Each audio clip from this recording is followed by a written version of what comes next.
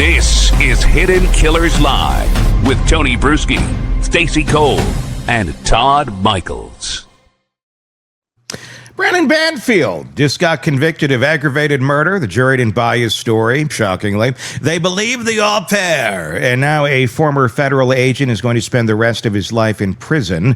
Bob Motta, defense attorney, host of the podcast Defense Diaries, here to break down what happened in that courtroom, what the defense strategy was, why it failed, whether Banfield hurt himself by taking the stand, and the testimony this case. What it brought to the forefront, what it lost. Bob, the jury took 9 hours, came back guilty on everything, no compromises. When you heard the verdict, from your perspective, were you surprised? Did you see this coming based on what we saw at the trial? To be honest, no. Look, coming out of the state's case in chief, I was a little less confident that they had met their burden. However, like Brendan Banfield was the gift they kept on giving. And I felt once he testified that he really, really helped the state's case, because Tony, in this type of situation, when you're talking about a jury who, points that lawyers think are big deals going into a trial, like, oh, we got to drive home this point. Those aren't necessarily the things that always are what jurors are going to hang their hats on. Well, one thing that inevitably is a thing that a juror will hang their hat on is, do I think that this guy's a lying piece of shit? And like that, like at the end of the day, I think ultimately the way that I felt his testimony went is that they were going to pull from that he was a lying piece of shit. And, and look, it took 9 hours, right? I mean, it was a 9 hour deliberation, which tells me a couple of things, that this wasn't one of those cases like we all watch trials, like where we're like, oh my God, they're gonna, like, this thing is like done and done. Like, this is like, I don't even know why they went to trial on it. This thing is going to go back there. They're going to pretend like they did something for an hour. They're going to come out and it's going to be guilty. Like, so it wasn't a slam the door, we know before we sit down situation. They took 9 hours, but 9 hours to me tells me that this isn't a jury that was torn. There was not a fight that was going on back there. There wasn't a holdout. I think what it was is that they went back. They said, look, even though the judges are doing this thing where they're encouraging jurors not to do straw polls when they first get back there, which I hate. Yeah. I can see the counter argument as to why you're not going to do a straw poll, which is simply where everybody goes back there, they elect a 4-person, and that 4-person says, all right, let's get a count and see where we're at from the get, just so we know what we're working with, right? And everybody says, okay, guilty. 9 people put up their hands, not guilty. 3. Yeah. So that's a straw count. I like those. I think that gives you a good jump off point. But I think probably what happened here is even without the benefit of having the results of a straw poll, they probably figured out pretty quickly. We're all of the mindset he's guilty, but let's do the work. And I think that's what they did. I think that they did the work that we always want to see a jury do. I hate a verdict that turns around in an hour, because they didn't go back there and do shit. They walked in knowing what they were going to do right away. Exactly. And the 9 hours, I was like, okay, I agree. Yeah. I feel like they did their due diligence. They gave it time. They had their discussion, and they all came to the same conclusion, it looks like. That's all you can ask. When you look at this trial, obviously he lost it, and we'll get into appellate things in a little bit, but I want to talk about just the case itself and how it all went. What do you think how do you think he lost it? What do you think was the move? Was there one move that really made the jury go, yeah, I don't buy this guy? What was there one thing, or was it kind of a culmination of a bunch of, death by 1,000 cuts here? Yeah, I mean, look, if we're looking at it in an intellectually honest way, I mean, you have to consider Juliana's testimony to be kind of the linchpin. Without that, I don't think that they even had the ability to bring the case.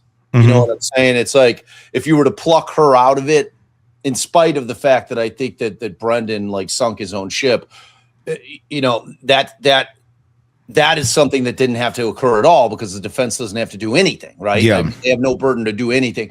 So if you pluck her testimony out of that and look at what they would have brought to trial, would that have been enough? I have to say no, it wouldn't have been. So in terms of the importance, I think that her testimony with that sweetheart deal, and there's no denying she got a sweetheart of a deal. Yeah. They needed her. I mean, she was the one who could the only person in existence truly that could corroborate what the state's theory was. And she went up there and everybody had kind of different opinions on her performance. But at the end of the day, she got out the things that she needed to get out in terms of what the state felt the jury needed to hear. So to me, I thought that she was really the crux of their case. Yeah.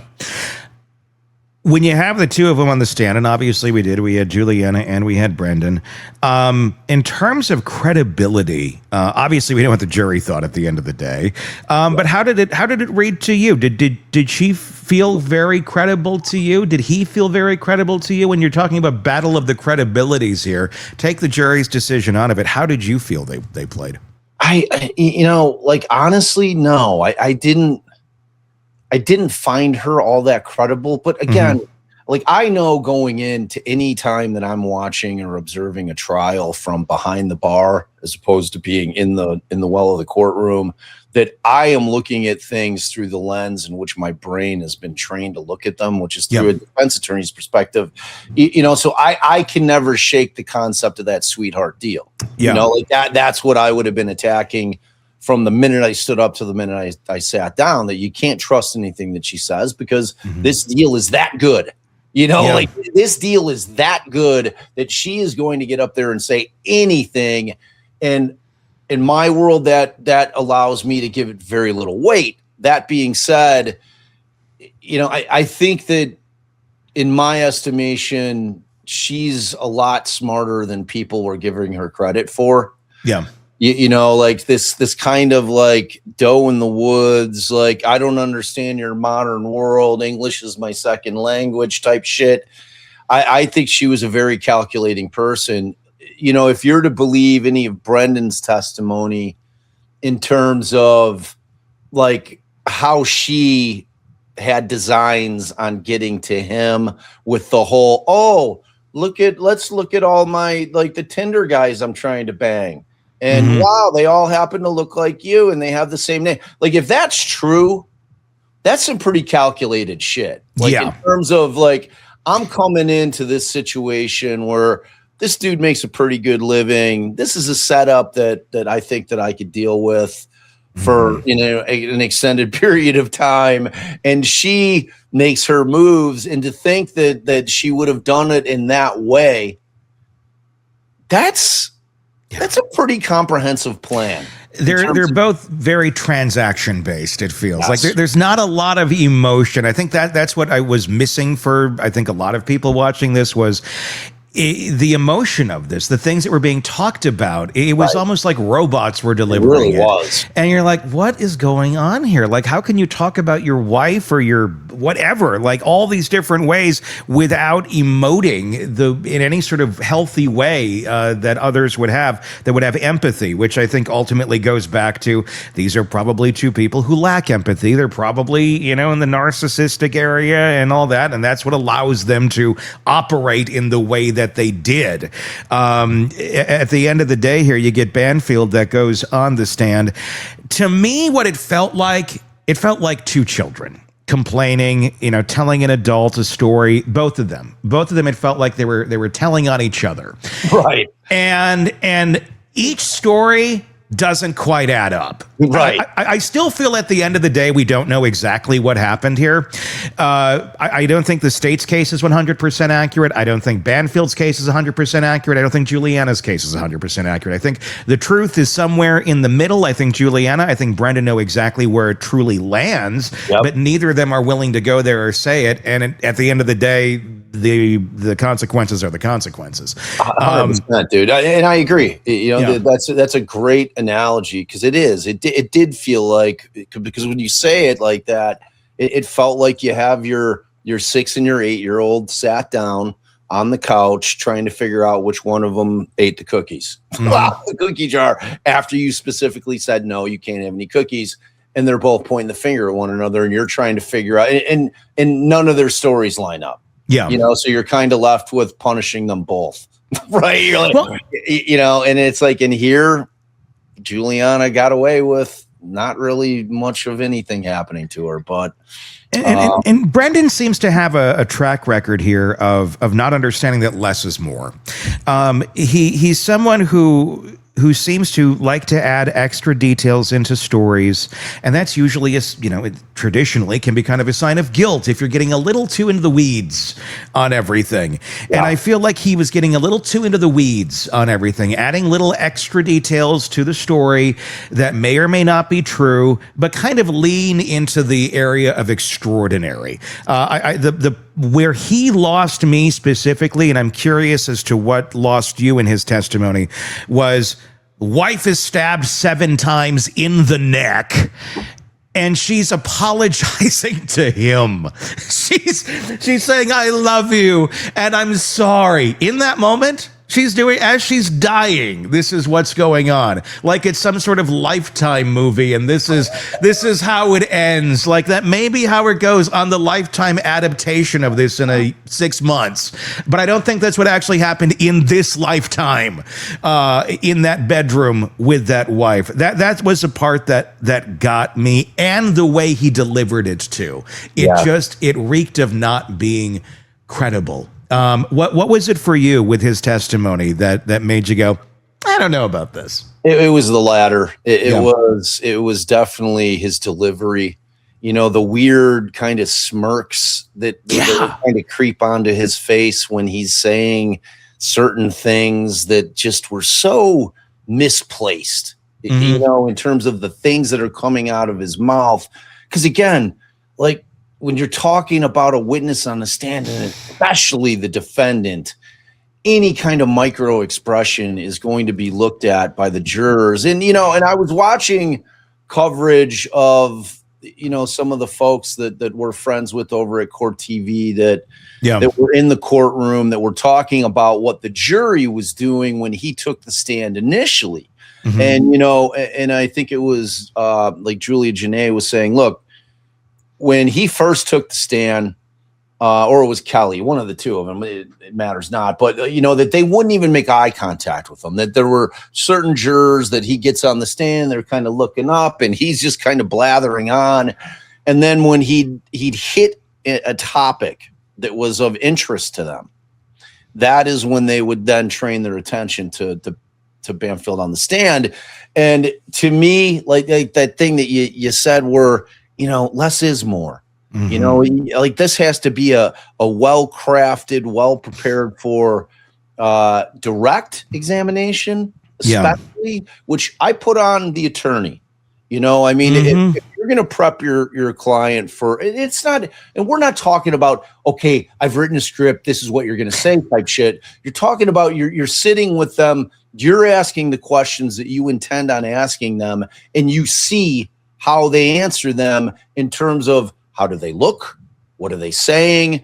Hey, look, you're giving a few too many details there. We don't need to say all that. You're creating some real pitfalls for yourself by going on that. Like, you give them that kind of advice in terms of like, we want to get the story out and leave as little to chance as possible, because at some point that prosecutor is going to stand up, and the more that you give her to poke holes in, the worse that it is for you. So if you just stick to a very tight explanation of what happened that day and leave all the extraneous stuff out, it's going to be better off for you. And he couldn't do it.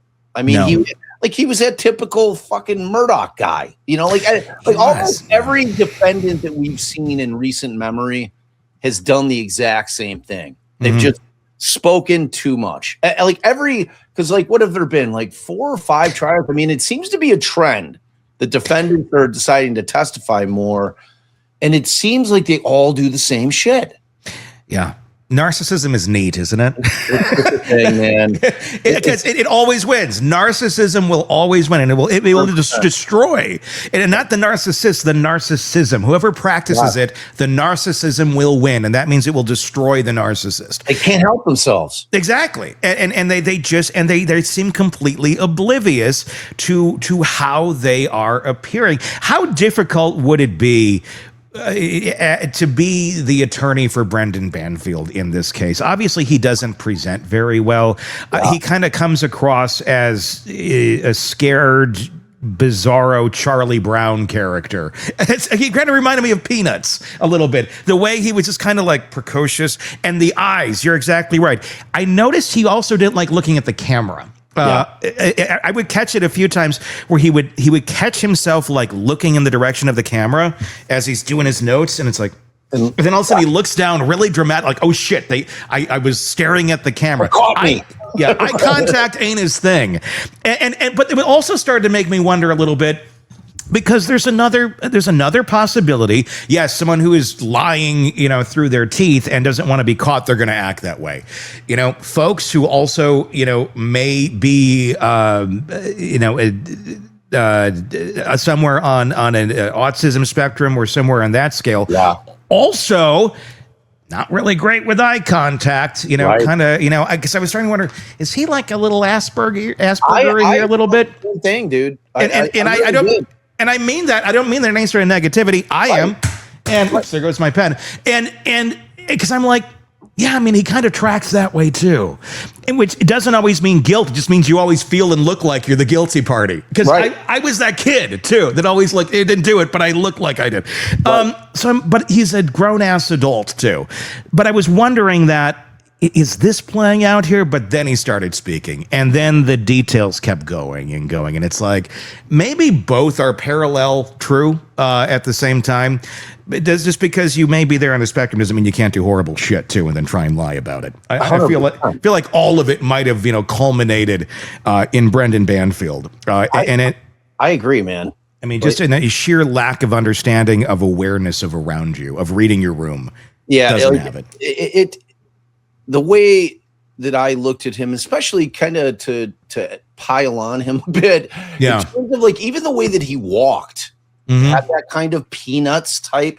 Yeah. He had this weird little like canter to his step. Like when you're watching that McDonald's video, he was like an IRS agent. Like when you think about like an IRS, he is. I get why he was a good IRS agent, right? It's like he had that vibe to him. It's kind of like the way you look at when you watch a forensic pathologist testify, right? They're not built like the rest of us because they deal in death for a living. It's a very clinical job that they have. And if you've elected for a career to become an IRS agent where you're basically hunting people down that are cheating on their taxes, it's a very specific thing that you decided you wanted to do. And it really has those connotations of you're a fucking rat. Yeah. You know what I mean? And it's like, so I think you have to be built a certain way. And I think that you have to have a certain personality. You're not going to find a bunch of gregarious, outgoing people that are IRS agents. Yeah. You're going to find guys like this dude. He was treating it like he was arguing an audit. Exactly. I mean, more details. I mean, and even in that, like sometimes don't give more than you need to give because you don't want them to go down roads that you don't want them to go down, or open up things for interpretation that they're going to interpret that may not be accurate. He was fighting it in the way that he seemed to know how to fight things, or how he's had things argued to him as an IRS agent. And sometimes it is, more detailed. Here's exactly what it is. And sometimes that adds up. And if you're the IRS agent going, well, okay, well, you got like 40 reasons for this, I guess that is valid. Yeah. It didn't work out that way in the murder case. No question. No doubt about it, man. I'm curious to get everybody's thoughts on how he played on the stand, how Juliana played on the stand in the comment section on our Substack or on YouTube. Please do weigh in, hiddenkillers.substack.com. The link is in the description. Want more on this case and others? Then press subscribe now and don't miss a moment of true crime coverage from Tony Bruschi and the Hidden Killers podcast.